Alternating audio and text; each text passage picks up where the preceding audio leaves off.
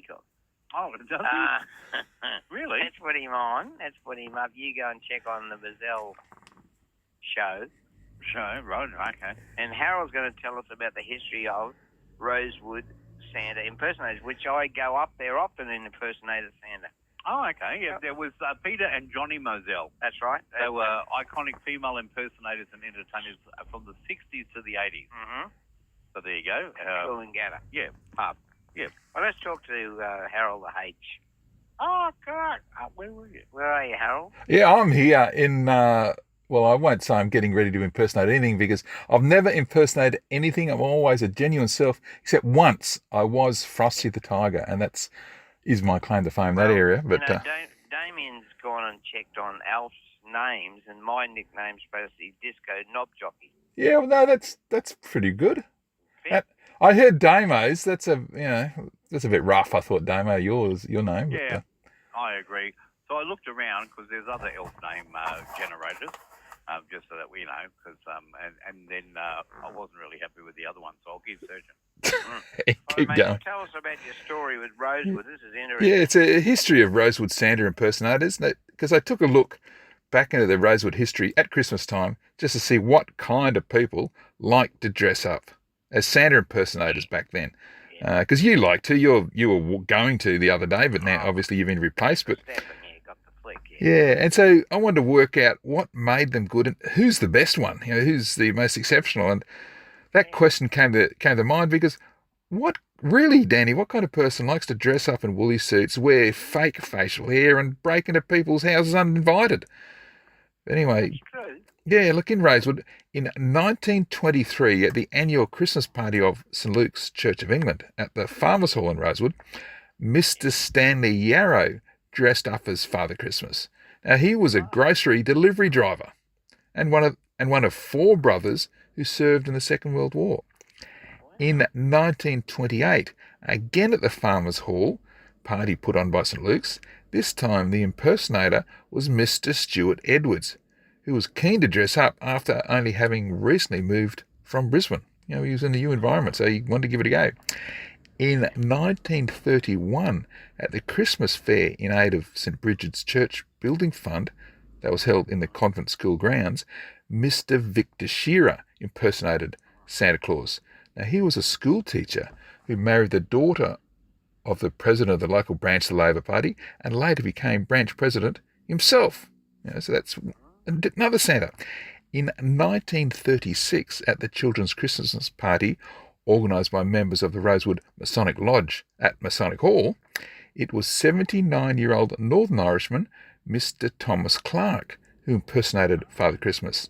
Now, his son was an Anglican clergyman, and in this case, Santa, he was dead just 2 years later, so it was an exciting experience for him, maybe too much so.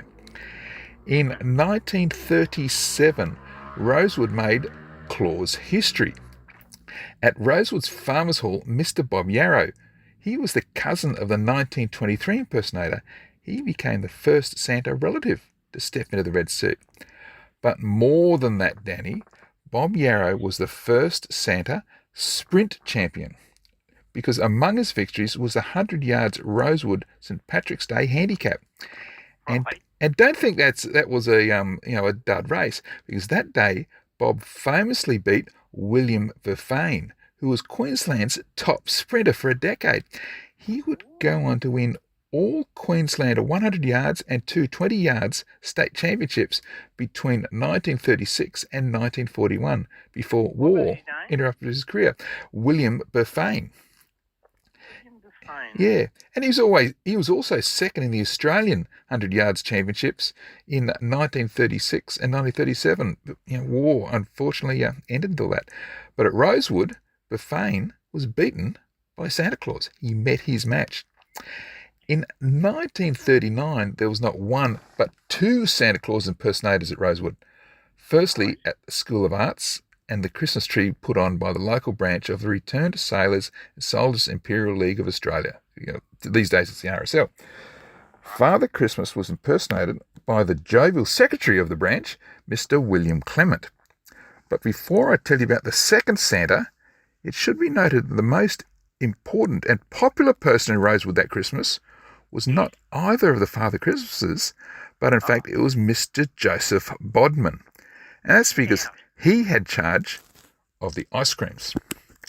Now, the peak of Bodman's moderate fame, other than the ice creams, was his wife Louisa. She served 9 years as president of the Women's Auxiliary of the RSL, while her son served in the RAAF.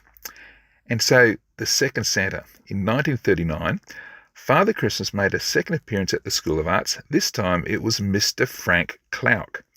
Now, his brother Fred had been killed by gas poisoning while serving in the First World War. His son, Clarence, signed up for the Navy in 1946 after all the fighting was over in the Second World War, and he served in the safest of jobs as an assistant cook. Right. Now, but look, the assistant cook was killed in an accident while performing his service, so tragically, not even his father, Father Christmas impersonator, could save him.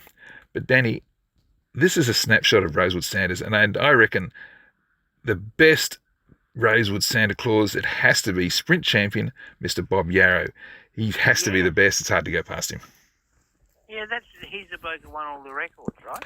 Well, he beat the guy that won all the records at the Rosewood St. Patrick's Day Handicap 100-metre race.